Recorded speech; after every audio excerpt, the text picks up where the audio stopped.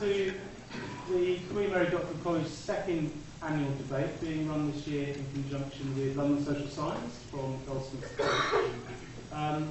Just a few words of introduction before we get going. This year's format, as you've seen for the invitation, is a little different. Rather than have a straightforward debate, we thought we would have a panel discussion to bring in more voices and also to include the audience in the discussion.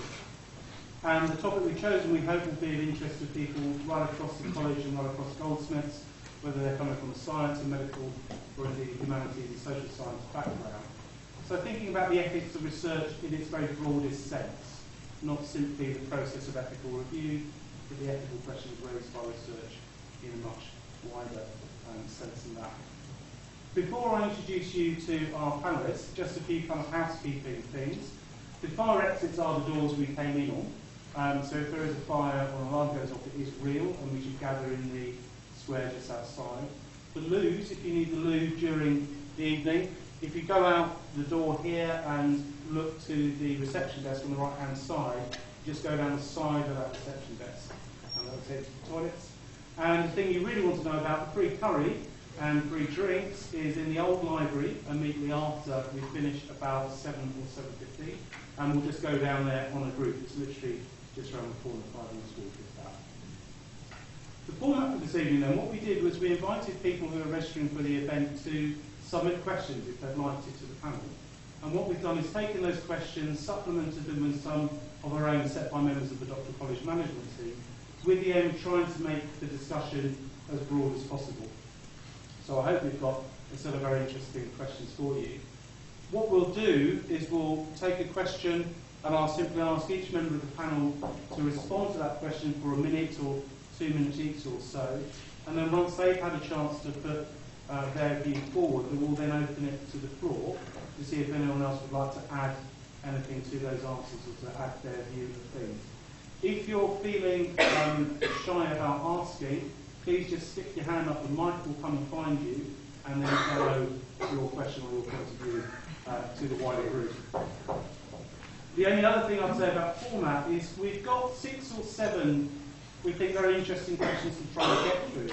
So we'll take this with the flow, but if we're getting very long on one question, I may have to use chair's prerogative just to move the conversation along so that we can consider the range of questions that we've got to think about. So I'm not trying to close things down, but just to make sure we cover the issues we want to discuss. So it's I'm David Dimmerby. This is our chair. This is our panel. And just to introduce you to people, you'll have noticed from the lineup that we've had a couple of changes. This is not Mark Caulfield or Professor John Oxford. Unfortunately, they couldn't join us tonight. But very kindly, on my far left here is Dr. David Collier, who is the Joint Clinical Director at the William Harvey Institute here at the Barts. And his special interest is in issues surrounding recruitment and patient engagement in clinical trials. He holds a large medical research grant on recruitment methods for clinical trials, and amongst other things, he's a founder of the East London Spoke of the Primary Care Research Network for Greater London. So a very strong clinical presence. Thank you very much, David. On my immediate left is Elizabeth Hall, and Elizabeth is chair of the Queen Mary Research Ethics Committee and a trustee of the QM Students' Union. She's also a member of College Council and a member of the Standards Board of England and of the Bar Standards Board. On my immediate right is Professor Richard Ackroft. He's a Professor of Bioethics in the Department of Law here at QM and co-director of the Centre for the Study of Incentives in Health, which is funded by the Wellcome Trust. He's also the Deputy Editor of the Journal of Medical Ethics and a member of the Ethics and Policy Advisory Committee of the Medical Research Council. And finally, last but by no means least, on my far right is Professor Jacqueline Rose from the School of English here at Queen Mary. Her research interests include feminism, psychoanalysis, literary and cultural theory, and the politics, culture and literature of Israel and Palestine. She's the author of a number of hugely influential books, not least, for example, On Not Being Able to Sleep, on Psychoanalysis in the Modern World, published in 2003, and she was elected to a fellowship of the British Academy in 2006. So a very distinguished panel for our questions tonight. So with no further ado, shall we get to the first question, which was sent in by Samuel Broad. Is Samuel here? Probably not. I will pose Samuel's question on behalf of Samuel, if he's not made it yet. Samuel asks, the perception of what is or is not ethical varies over time and across societies. Is it the role of science to subscribe to the currently popular ethical standpoints of wider society, or should we set and assess our own ethical instincts? We thought it would be a nice question to start with. I thought I might turn to David first of all as the most obvious scientist, if you like, in this panel. A question about science setting ethical instincts. I'm not sure about the most obvious scientist, but my work is biased by a perspective as a sort of clinical pharmacologist, a clinician who's particularly interested in recruiting patients to work in the setting of clinical trials. And so I have a very particular kind of, my perspective is very particular. I tend to say to patients, partly to test their sense of humour and whether we're connecting, that I poison people for a living, which is partly to get over the idea about what I do may be bad as well as good.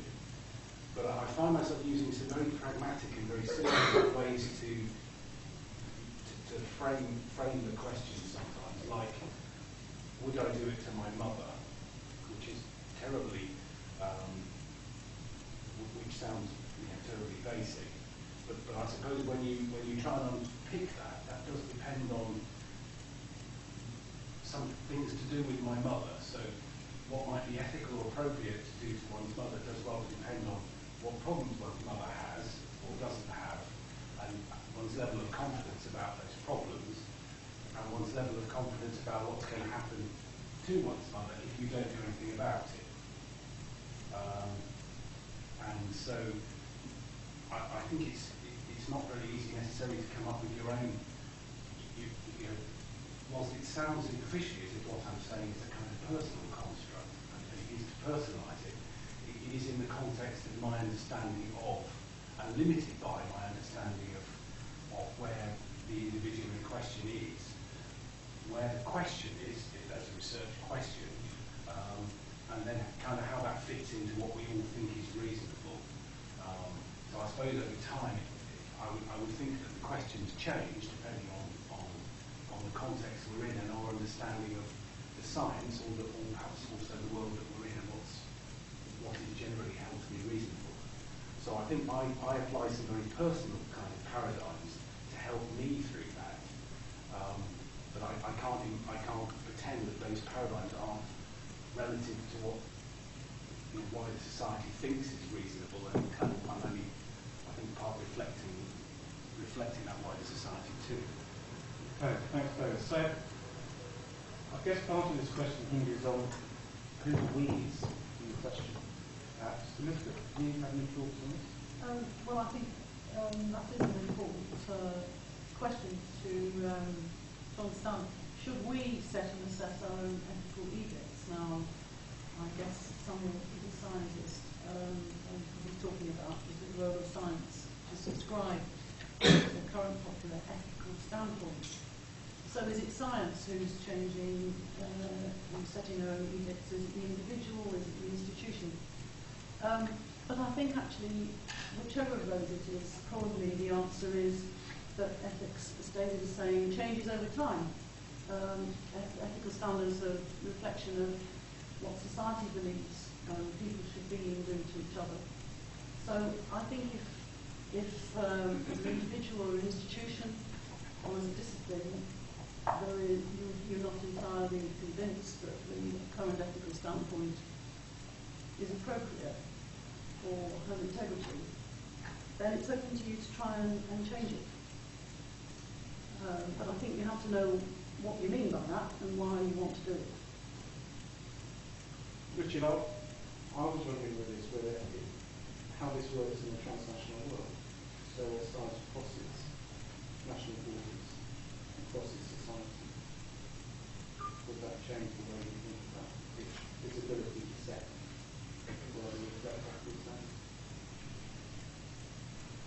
It's a really interesting question, and you could write a book about it. And I did. Or rather, I wrote my PhD about it, which is the nearest I ever got to writing a book. So there's sort of two parts of it. One part is about relativism and about cultural relativism. What about transnational standards is very salient. And the other part is about the ethos of science. So let me give two-part answers.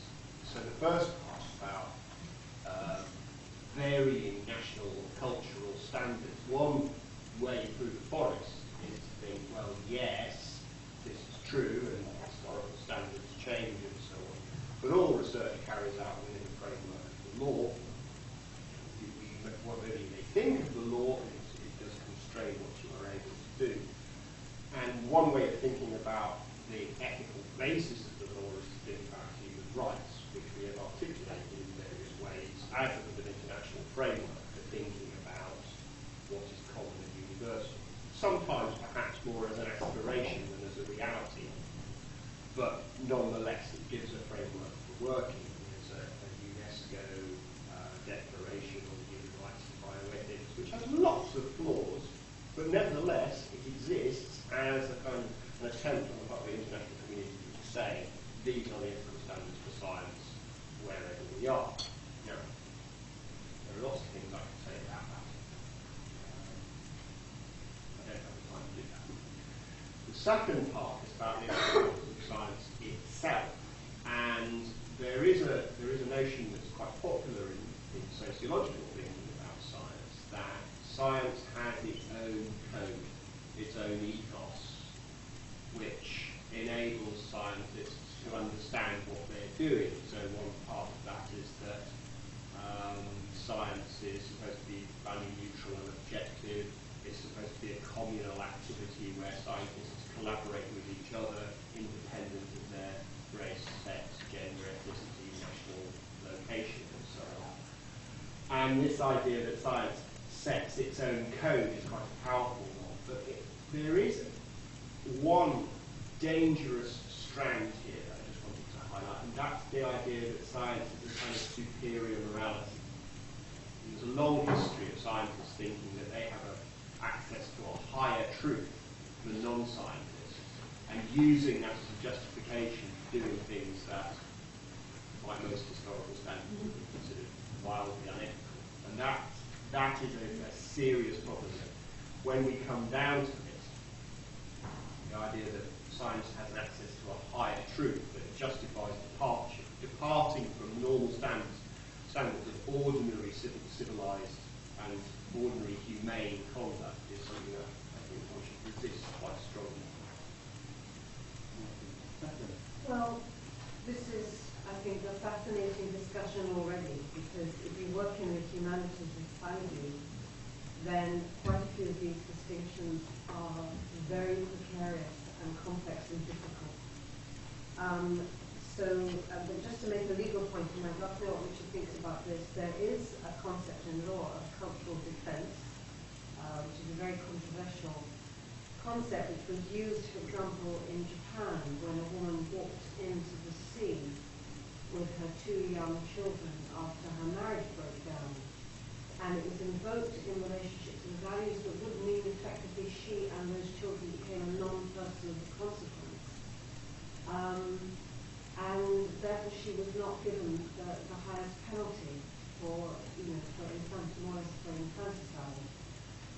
It's a very complex concept because it can be seen as a sensitivity to cultural difference, but it can also be seen as the basis of a stigmatization of a whole culture. That's what those people do. So at the very moment where you think you may have made a humane intervention, you might have made a sort of proto-racist one. So I think it's very complex. I was very struck by what David said about would I do it to my mother, because it reminded me of two things. It reminded me of Albie Sachs talking about the beginnings of the Truth and Reconciliation Commission in South Africa, which was instigated by the ANC wishing to investigate their own human rights abuses. I think people don't realize that. And he said that their criteria was, would this be acceptable to my grandmother? It was a very important generational distinction there. But of course, in that case, it wasn't would I do it, it's what have I done? So it raises the question of self-incrimination and self-hospitalization as the basis for a viable ethical life for South Africa in the future. So you're already in very, very tricky ground. Finally, when David was saying, would I do it to my mother, I was reminded of an extraordinary moment in Virginia Wolf's The Years, where somebody is talking about their family in a kind of social gathering. And the narrator says, my family, how can we then be civilized? Right? Which is to say that the defense of one's own family can be seen not as the solution to an ethical problem, but as the ethical problem itself. And what she's saying is that the proprietorial nature of that statement, we defend our families, Brecht summed it up brilliantly when he said every time a man struggles for his family, another one falls into the gutter. So this is a case, I think, where what might look like an ethical discrimination actually feeds into other aspects of social injustice or social difference in very complex ways, which I think is the task of the humanities, shall I say, to make these problems as problematic as I think they are. Thank you very much. So, 4 quite different approaches. Does anyone from the floor want to add anything to those points or ask anything of the panelists to elaborate on? My name is Vivian Sharma, neonatologist at the Royal London Hospital. And actually, I'm going back to the same point you made about would I do it to my mother. I sometimes find myself when I'm talking to parents about specific treatment, kind of saying, well, actually, if it was my child, because sometimes they do want to know, would you subject your child to this? I'd say if it was my child, yes, I would go for this particular treatment. But then when I step back, I find actually perhaps I'm tugging on their emotional. There's a little bit of emotional blackmail going on my part, possibly. So then I kind of try and not go down that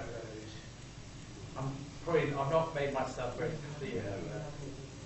It's an interesting, even historically important example of one way in which a medical and medical research community develop medical standards by thinking about self-respect. So if I would do it to myself, then it would just be all right to do it to other people, which led to some very dark places.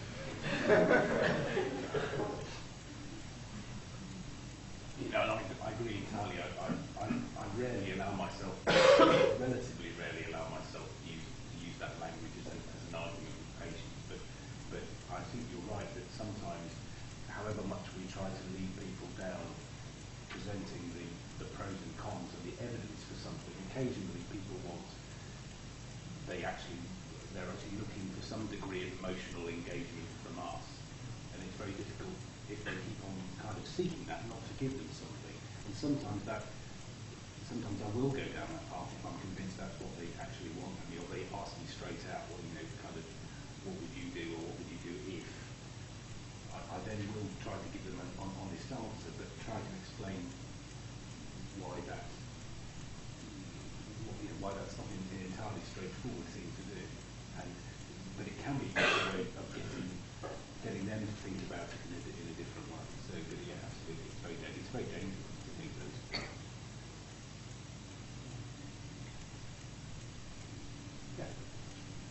I'd like to return to the original question, which is, do we need a set of rules? My particular interest is in scientific fraud in the physical and chemical sciences, which are exact sciences. You would have thought that it is impossible for a chemist or a physicist to cheat, because their experiment is perfectly reproducible if they've done it. And So we come up with a really interesting dilemma here, because there are cheats in the physical sciences. Classic case is Hendrik Schirm, who got away with it for God knows how long. Right, the reason why I'm interested is because I actually know of a professor in a European university who's cheated all the way through from the start of his doctoral programme to his appointment as a professor. And I'm going to out him. Anybody who thinks they're going along the same road, give it up. Now, interestingly, the Royal Society actually published a statement of ethical principle, which was essentially a very basic set of rules 6 years ago. But if you go on their website, you won't find it. It's actually in the old Department of Industry archive. Okay? They've shelved it. Now, interestingly, in order to combat these people, and I'm talking about where we're not even dealing with what you might do to your mother or what you might ask about grandmother, I would have thought it's perfectly clear to anybody who works in the physical sciences, you don't cheat, you don't cook the books, you don't lie about other people's work, you don't bury evidence, and so on. But there are people who do it. Okay, I'm going to use that as a regulatory link to a question that we were sent by Anne Kramer. Is Anne here? Katrina. Sorry, Katrina. Katrina, do you want to ask your own question or do you want to read it out? Yeah, so there have been some recent scandals that I became aware of reading chemical blogs and chemistry PhD students. And there were fake data was published. It's very clear that was fake. And now people have been ripping each other apart online, finding out who's the culprit. And the journal who actually published this data, they didn't give any statement. They kept everything behind locked doors. So I was wondering, did that encourage this kind of went into the direction of public shaming, or was it a good thing that it was discussed online? Because I particularly felt for the people involved, for the younger researchers, that was quite damaging to their reputation, and particularly for the ones who still might have a career in front of them, that they might be able to continue on the path because of what happened. Thank you, Katrina. So in essence, the question was, does coming public about forged data usefully incentivize thinking about that issue, or does it simply encourage public shaming? Does anyone on the panel want to have a go at that? What's wrong with public shaming? Okay. Well, it just seems to me, I mean, I must make the point that as an external lay member of council, my interest in research ethics is one of governance rather than as a researcher. But when I was preparing to talk to the PhD induction session at the beginning of this academic year, I was talking to Simon Gaskell, the principal, and he gave me a couple of examples from his early professional life in the US universities, one of which was exactly that. I think, because there was a disciplinary process and so on, the individual concerned was shamed. I'm afraid.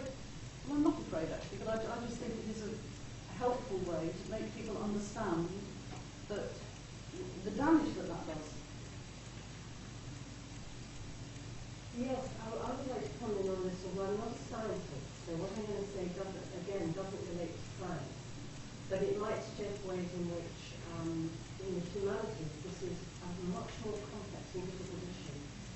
And the example I'm thinking of is Benjamin Wilkowski's book, Fragments, which some of you may have heard of, which was purported to be an Auschwitz memoir. and became a massive prize-winning, very remarkable, it's considered to be, book. And it was then discovered that he had not had those experiences, right? That wasn't the correct life story. He was a displaced child from a Polish Jewish family, but he had not had the concentration camp experiences. Well, it led to a very, first of all, he was shamed, of course he was, as were the publishers. But that didn't mean that that was the end of the story. Because for everybody in this room, right, if you're going to think about the Holocaust empathetically, right, when I do it to my mother, right, you know, think about empathetically, you have to make a leap of imagination to think of yourself involved in that experience. Now you can either say, as people said about Sylvia Plath when she wrote Daddy, how dare she compare her suffering to the Holocaust? Or you can say, Sylvia Plath, knowing that was not her story, was trying to find a way in through her literary imagination, and to make a connection that in fact we all need to be making, but can only be made in a non-literal, non-positivist, imaginative way. And at that point you might want to go back to the Wilkie story and think, what does that say to us about the ways in which, through literature and culture, we are trying to make imaginative identifications with experiences precisely because we haven't had them, well, precisely because they're not ours. We're trying to learn something else. And at that point I think it becomes more complicated. So I think it needs to raise the issue. Of course you say, this was fraudulent, has to be said. But I think that should be the beginning rather than the end of the conversation. Can I return to the point I was hoping to make? And it's bizarre, really. In order to stop people who cheat in fields where it's plain and obvious that they've cheated, they can't have done it, as in the chemical and physical sciences, because you can do the measurement, you can prove that, I don't know, plutonium doesn't boil at that temperature or something. But then, in that area, we seem to need to have rules. Now, what you're talking about is areas where, I would argue, we should avoid rules as far as possible, because you never know what research is going to come up with.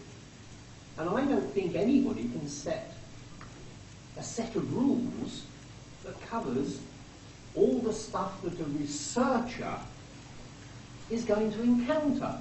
You can have principles, can't you? Well, yeah. Now, Let's, can we hear from the panel? Is that okay? yeah. Yeah? No, I would differentiate between principles and rules, because what you're talking about, presumably, is a regime which is inflexible and doesn't respond to changing circumstances. No. There's a wonderful thing that was said by someone in one of the Carry On films. He said, rules are for the obedience of fools and for the guidance of wise men. And that's the kind of rule system that I've always hoped that I would always be able to work to in research. Yeah, I think that's my point. That what we should be doing is providing principles which are helpful rather than. Yeah. What I think you're suggesting is that we're trying to police things in a way which is too rigid and doesn't respond to what people actually want to know.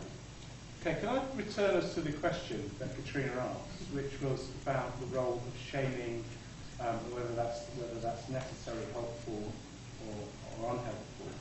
David, is there a difference here between the humanities and the natural sciences or the medical sciences, do you think, in terms of the type of material that we might be talking about? It's quite hard to be empathetic towards a set of chemical indicators, I would guess.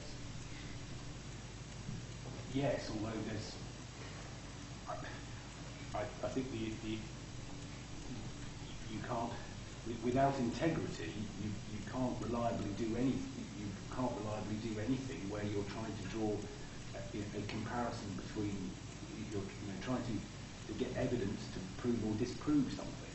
I think that integrity and that basic honesty is fundamental. If you don't have that, you can't get anywhere.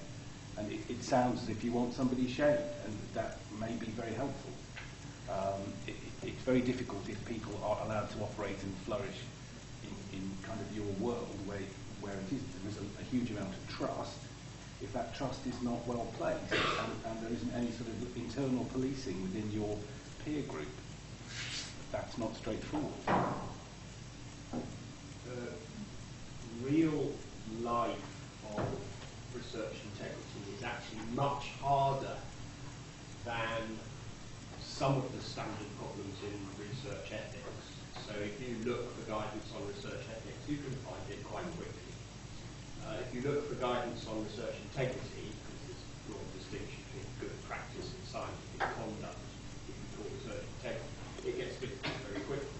And in part because there are occasions where you might think it's fraud, I might think it's error, or you might think it's fraud, I just think it's work in progress. And so there are obviously examples of individuals who simply make up their data or lose lab notebooks at the crucial moments and so on. A very famous example is Milligan's oil drop experiment to determine the charge of the electron. It's still debated whether he was a fraudster who happened to be right, it turns out. I mean, the best of debated theories. So this is difficult. And so what you very quickly get into is you're not just talking about a problem in natural sciences, you're talking about a problem in the social sciences. How do you investigate this? It very quickly becomes, I was on a working party at the Medical Research Council trying to sort exactly this problem out. It very quickly becomes a problem in employment law. Now, if any of you have ever tried to sort out a workplace dispute, you'll know that it's rather more difficult than finding the Higgs boson, because of the reliability or otherwise of what people say, the accuracy of their memories, the emotional colouring of what they report, the tensions that may have come to a head in terms of team-working relationships. It's ideal stuff for a novel. There is actually a novel about scientific conduct, but it's not very good. It's about 7 years. It's old by C.P. Snow. I don't recommend it. But in one way, there's actually much more in common with what Jacqueline was saying about the humanities and what others were saying about the natural sciences than you might at first suspect. Once you get into the nitty-gritty of trying to investigate misconduct allegations. Can I just say something about shaming before we move on to the next question? I know I said, of course, shame, but that still leaves all the questions open. I said that too fast. I think showing that data is fraudulent in the case that you described is something which the sciences are doing internally to themselves, and I understand has to follow certain kinds of protocol. The word shaming, though, is something else. And I think we need to think very carefully about whether we want shaming to be the way we redress that kind of fraudulence or that kind of mispractice. Because shaming always carries a very, very ugly undercurrent of self-exoneration and pride, and a kind of no need to question who you are because that person is guilty. So I think the vocabulary is slightly disturbing, and we should perhaps be a little bit reflective of that. I don't think we should shame them. Okay, can I open this up to a slightly wider interpretation of this with another question, which was posed on the invitation. Does today's research culture encourage researchers to behave in unethical ways? So thinking perhaps more along the lines of research integrity rather than research ethics. Elizabeth, do you want to have a go at this first? Well, yes, I think I can say quite simply and quickly that today's research culture, I think, probably could encourage researchers to behave in unethical ways. Now, because of the pressure that you're all under, plagiarism, manipulating data, the way you deal with human participants if you're researching human beings or animals. I mean, to some extent it's always been like that, but I think there's such pressure today for funding competition between institutions that it is a real risk. Hence the paraphernalia that we have. I'm going to wave this in the air, the UK's Concordat on research integrity, which Queen Mary has signed up to very much supports. And if you look at this, you think, you know, most people, you could say motherhood and apple pie. Who was going to set out not to do this? But in real life, I think the issues are very different. And I would hope that people want to act with integrity and try to do that. I mean, there was a very nice little article in the Times Higher a few weeks ago, which was some research among students in a US institution, which felt where the students were, in fact, of the opinion that tutors and the system generally should focus less on sanctions and more on the value of students completing their own work and valuing their own integrity. So I think that that may reflect the naivety of a group of students, but university students, just like school children, are aware of the importance of acting with integrity. I think in an ideal world, I would like to think that we can trust everybody to do that. But we have examples, we all have lots of examples of where it's gone wrong, and therefore we have to have a regime of ethics review and misconduct and sanctions, unfortunately.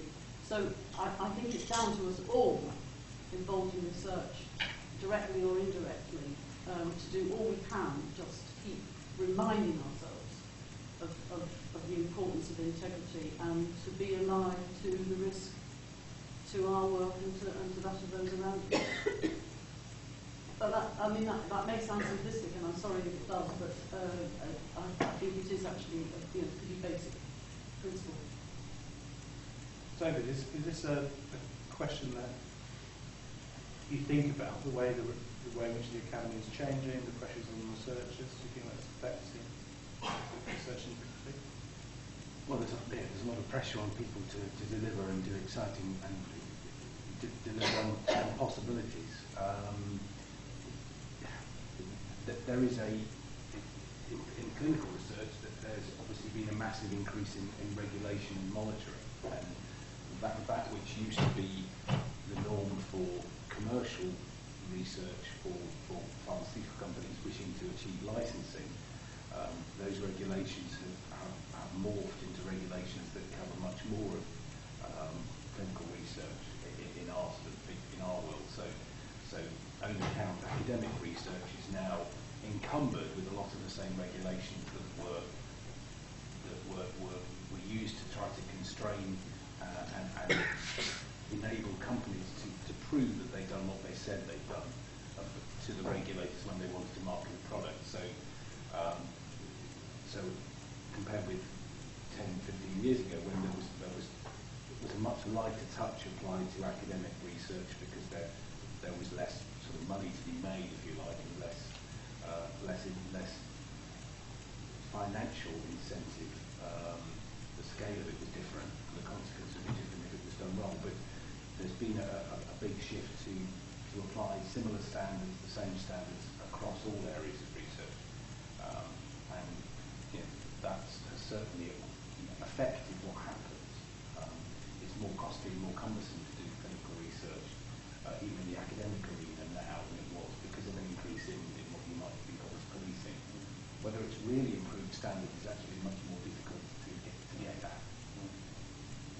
I think it's really interesting that words like policing and regulation and monitoring are coming into this discussion, because I want to have another one, which would be quantification, measurement, and so on. But just to go back to a second to plagiarism, to quote Brecht again, so second time, conservative again, where he famously said plagiarism is a bourgeois concept based on relations to private property, which is, my knowledge is my own. And it completely ignores the extent to which knowledge might circulate between people as a more communal activity. It really is knowledge as possession. I'm not saying there are cases of plagiarism, but I still think one should bear that in mind.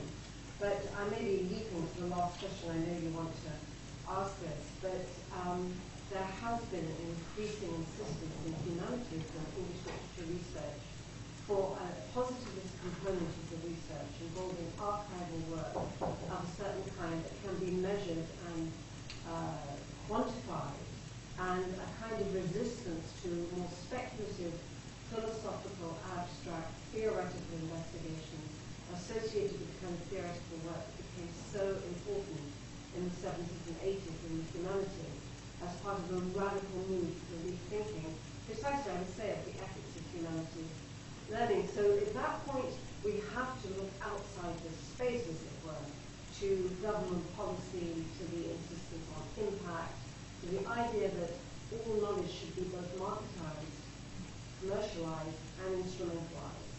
And at that point, I think the rules that are coming into play are ones that it would be the ethical duty of people involved to actually be very, very suspicious of, which then makes things difficult to get. Before I come to Richard, I'll let the sectors from the floor.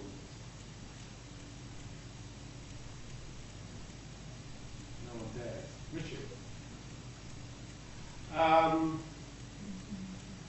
My initial reaction to the question is, oh yes, and for the reasons that my colleagues have already articulated.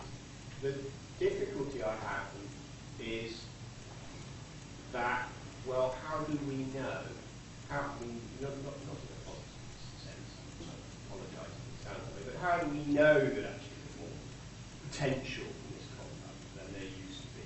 I suspect the best guess is that there is more potential for misconduct simply because there is more science and more research than there used to be. And it's not immediately obvious that it is necessarily the case that the culture of scientific and humane inquiry today is more corrupt than it was 50 years ago. It might be, but how could we tell? One thought I have is actually maybe it's going the other way. It's becoming more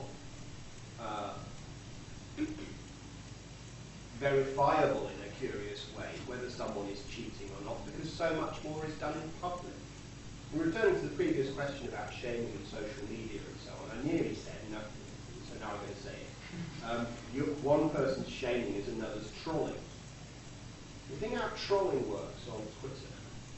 Now, some of it is just being a bastard in public, but some of it is about going after people and challenging their authority claims and challenging, you say so?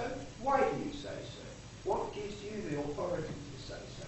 So in a curious way, this kind of public challenge might be the sort of letting the sunlight in to see, well, what's actually happening.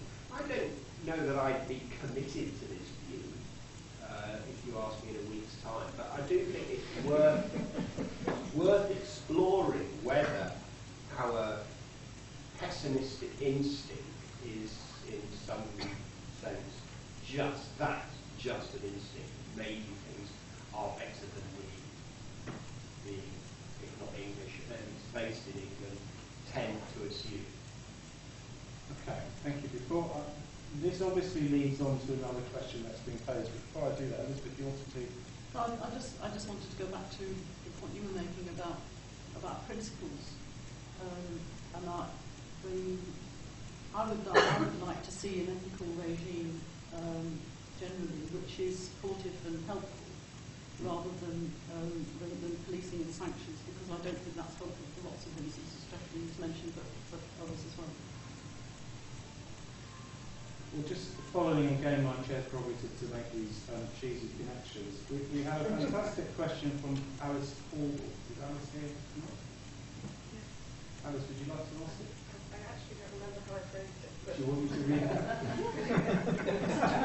It was a fantastic question, Alice, and phrased beautifully. What are the ethical challenges of using social media data for research? And we move seamlessly from trolling to an audience question. Richard, would you like to take that? When I was a student, I was a DJ for a bit. Not a very good one, I have to say. The ethical challenges of using social media data in research. Well, this is so many different topical issues. One is about publicity. How far are things that you or I might say in social media of an open or semi-open kind? Essentially public data for researchers to use. My Twitter feed is public, my Facebook page is semi-public, my email is public-ish in that it could be disclosed in data protection inquiries and so on. Some of my correspondence becomes public only after I'm dead, and then there are things that may be just purely in essentially private, although I can't think of it off the top of my head. Maybe my thoughts, but nobody wants to know those anyway. So what the idea of the public and how what is public is fair game for use. Now that's not quite right, because there is some sort of requirement of integrity in how you select and represent what's going on in a social interaction or in a series of communications and so on. That's a really difficult thought. Another part of it is the opposite, the private nature of some communications. Not that it's private in that it's inaccessible, but it's private in that it's supposed to be between you and I, and not you and I and everybody else. And we restrain ourselves from inquiring into it. So the scandal over Rebecca Brooks, the News of the World, and the phone hacking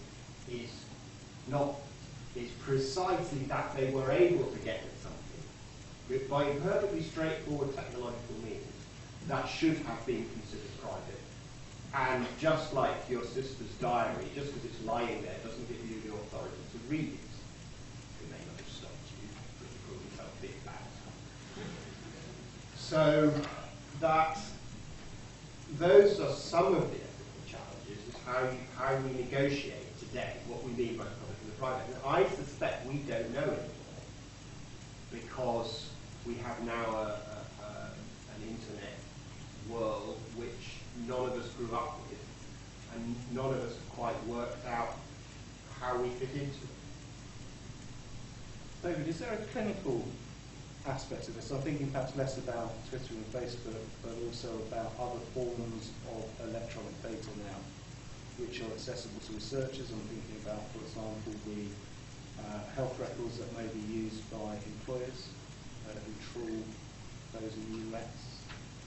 Is there a wider question here about the storage of electronic data and the kind of questions that raises for researchers? There are huge issues with the, general data linkage and where things may go that are not initially intended. And obviously, maybe the topical example is the NHS kind of data sharing project that just had to be delayed because it was certainly not communicated to ordinary Joes like me, or my wife as a GP, quite what that data was going to be used for. And it seemed to be more or less for anybody who might have a legitimate use for it, but it wasn't entirely clear what the boundaries were, and it was not obvious to most people, and that's had implications because lots of the work that we do with patient records, a lot of patients have now been kind of opting out of any sort of. It's been a fantastic own goal because hundreds of patients are now actually telling their practice they don't want their data to go anywhere else, even if it's for legitimate purposes. It's now there's no way of flagging kind of I only want this for sensible purposes. Any distant access is being excluded from them. So you. I mean, as you were speaking there, and also as Richard was speaking, I was thinking about the question of consent here. So the consent of when we use our Facebook or our Twitter, do we give consent to that? I'm feeling the NHS case brings in the question of consent in a new way. Jacqueline, is there other issues you want to? Well, it seems to me this is a really thorny issue at the moment because obviously social media. Well, first of all, I think many people know the internet was originally created by the US government research science institute investigating Sputnik and the possibility of Russian space investigation, which is to say that its origins are not radical. Its origins are as part of an arm of state surveillance. So that's the first thing to say. On the other hand, we've all lived through the last few years where, without in any way wanting to go so far as to say the Arab Spring was a Twitter revolution. Nonetheless, given that there was an attempt to shut down all social media in Times Square, there is a relationship between certain new forms of anti-capitalist and anti-autocratic and anti-dictatorship and anti-military resistance and these forms of social media, so it's caught in a bit of a pincer movement.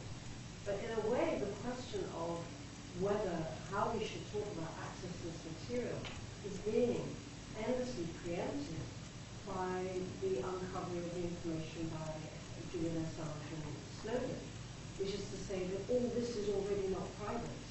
I say there is no limit, it seems to be, to state surveillance. And so the question of what is ethical to use and not use in that context is immediately up against the question of the limits and what might be of response to certain forms of state power.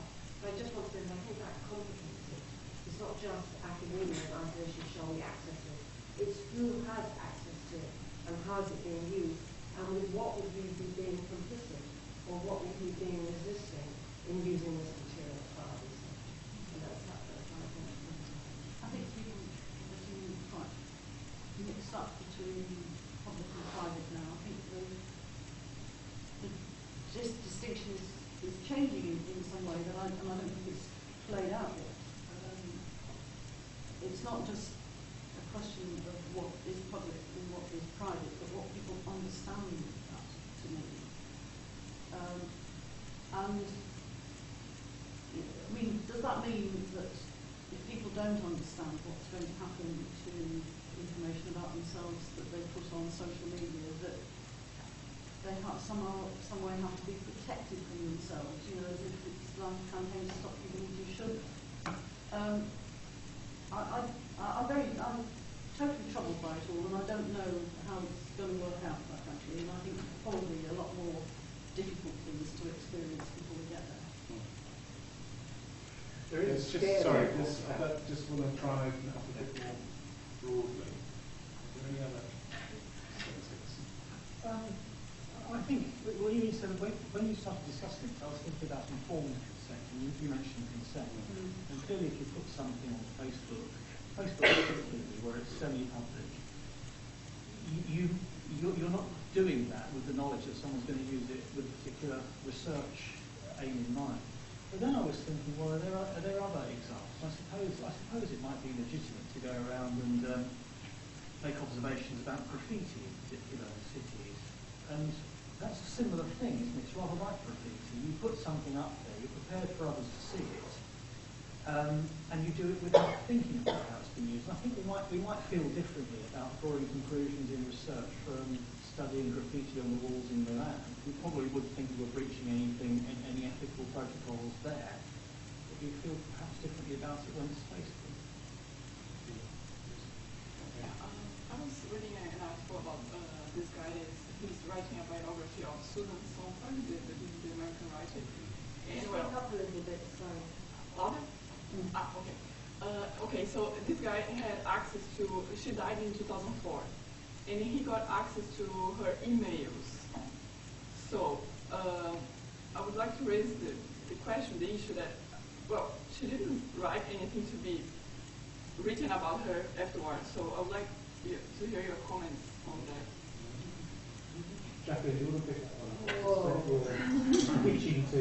Well, it is so loaded, this, because, I mean, I won't go into this at great length, but I had the most extraordinary run-in before emails on sort of similar issues with the Sylvia Plath estate, where the argument was that certain interpretations I was making and certain access I had to the archive at Smith and Indiana universities was leading to illegitimate forms of interpretation of her life. And the estate, I mean, it nearly went to law. We had to have the QC involved, we had to have legal opinion and so on. And the Plath estate tried to stop the publication of the book. And their position was, in a way, the question you're raising, which is, this is intrusive, and you're speculating on aspects of this person's identity. It wasn't so much through materials that you shouldn't have access to, it was the thoughts that you shouldn't have and be imposing on her, which is the problem of any biography, right? So I want to say the question of access to Susan Sontag's emails is just a kind of an intensification of the problem of any biographer faced with the ethics of what it means to talk about someone who cannot reply. I mean, that's the issue, right? So the whole question of informed consent becomes very murky if you're on the realms of biography and deceased people's material. And you can deal with it to some extent. I mean, I'll give you an example. Anne Sexton's authorized biographer, the wonderful feminist scholar Diana Wood-Littlewood, she had the opposite problem from me. Her problem was that she was given too much material by the estate, including the tapes, the transcripts of the tapes of Anne Sexton's analysis, which her psychoanalyst Martin Orme gave to Diana Littlewood. So we would go on tours together and have to joke about it. My problem was they didn't want me to have access to anything. Her problem was they didn't have access to too much. And she wrote a very interesting statement about how she felt, given that this material was given to her, she was right to use it. But of course, other people had other opinions about that. And to say that it provoked a crisis in the psychoanalytic patient community in the United States is an understatement. So I don't think there's a simple answer to it, but I think it's a terribly important tool. Okay, I'm aware of the time, which has gone very, very quickly. I think I'm going to jump us to a very broad question now, which picks up a little bit on what Jacqueline is raising about the use of research, really, which is this. Does ethical review focus too much on research ethics, protocols relating to the conduct of research, not enough on the ethics of research, so the commissioning, the results, and the use of research? Does anyone like to have a think about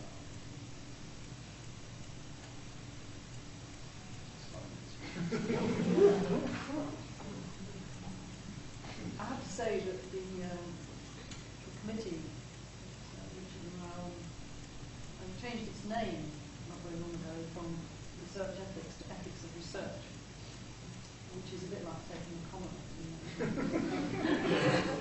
Will be you out on your act. Yes, but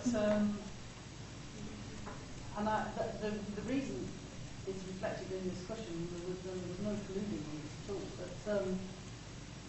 But the reason we did that change of name was because we felt the need under this sort of general regime of research integrity to have the responsibility really to think about policies of research in research across the board. So the ethical aspects, all aspects of research, because, and I think it's partly your question is sort of part of the reason for that really, that it is all aspects of research, and some of the things that don't actually look at their policies to do with research have ethical implications. So I do think that we are trying to look at the whole issue broadly, but it's not. It takes a while to work out how to do that. But I mean, for example, our ethical review process looks at the conduct of researchers, but doesn't ask questions of where the funding for that research has come from. At the moment, but Jacqueline, do you know? Well, I have in front of me the ethical policy of QM on humanities research, and what it absolutely underscores over and over and over again is the question of human participation and materials derived from human participants. And it uses the vocabulary of rights, care, dignity, and compassion and integrity with remarkable insistence, okay? And I'm intrigued by this because I think we have to, I'm not sure I'm really answering the question, but I think we have to stretch this out slightly and be asking a slightly different question, which is, does the vocabulary of ethical research blind us to the extent to which we are also engaged in what might be seen as part of the university as unethical practices? So the example I would want to bring up is the monitoring of the migrant status of overseas students, about which there was a letter in the Guardian a couple of weeks ago, which some of you may have seen, saying that the instruction or request to faculty to verify or monitor the authenticity or not of migrant students, which is of course part of the government's attempt to reduce, to attack students, migrant students or foreign students as a way of trying to bring down the migration figure, which is a disaster for the university, not just financially, it's a disaster, I would say, for the university, is such a flagrant violation, right, which is certainly not meant to be asking their permission to do this. It wouldn't work, right? We're meant to be just sort of checking up on it. It's such a flagrant violation of the ethical policies that we're also being asked to refine and express and articulate in terms of research. But I think the ethical obligation is to point to the discrepancy in a way. But I know that's not the discrepancy that we're talking about, so I'm slightly wrong off too, as they say. No, no. David, can I pose a slightly different variation of you, perhaps to get your thoughts on, which is about how much control researchers now have over the use of their research. So if there's an ethical question about the use to which research is put, is that within the remit of researchers anyway? I'm thinking of the way, for example, the Department of Local Community, local government communities reuse, recycle primary research by social scientists, for example, to support policy. People call it policy-based evidence rather than evidence-based policy. Those kinds of issues around control of the end product. I think when you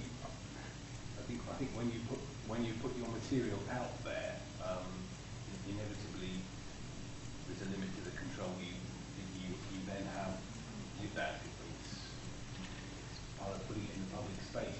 You may have great difficulty in standing up for the fair interpretation of what you've said and trying to prevent misuse.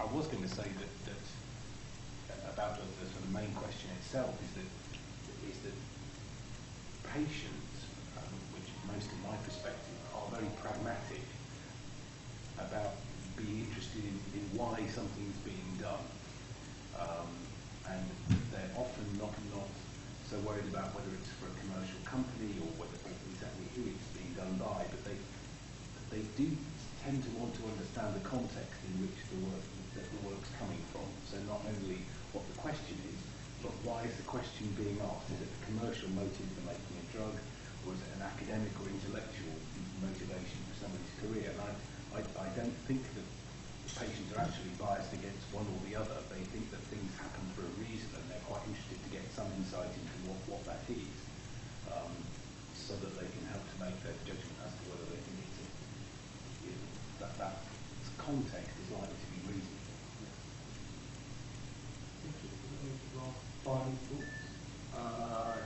A number, but one is about the rise of particularly there being scandals in the pharmaceutical industry sponsored research, but not exclusively. The GCLG example is also one of where you're doing contract research and the commissioning partner has inserted a clause into the contract requiring you to give them control over publication or disclosure of your findings, especially if it turns out to be adverse to their interests. Relatedly, there are questions about receiving funding from particular sources. So it is policy within the UK that medical researchers, at least, I dare say others as well, are not to accept research funding from the tobacco industry because it taints their work in various complicated and not so complicated ways. One thing that I just want to remember, because we're coming towards the end of the talking part of the evening and heading towards the eating part, that I just wanted to say that one thing that Jacqueline's answer really highlights is the way that sometimes we take ethics and put it in a box and say it has to do with protocols for getting your research approved. And I get cross when people talk about getting through ethics. Having said that, my postdoc is in the audience and is having an absolute terrible time dealing with the bureaucracy of ethical review at another institution, I should say. Oh. but having noted that, absolutely, noted that, the thing that we forget, and really I think it's very dangerous for the future of universities, is the idea of Wissenschaftsberuf, the science as a vocation is usually in translation, but the vocation of the scholar, that there is an ethos, an ethic to being a university intellectual, academic, researcher, scientist, whatever you want to call it, which is far wider than these sometimes rather technical questions about do you have your files locked and encrypted. And I think it's really important that we hold on to that, and we don't talk about it enough. And on that note, can I suggest we go and talk about it far more over a glass of wine and a very nice curry. Can we just say thank you very much to our panel for this evening.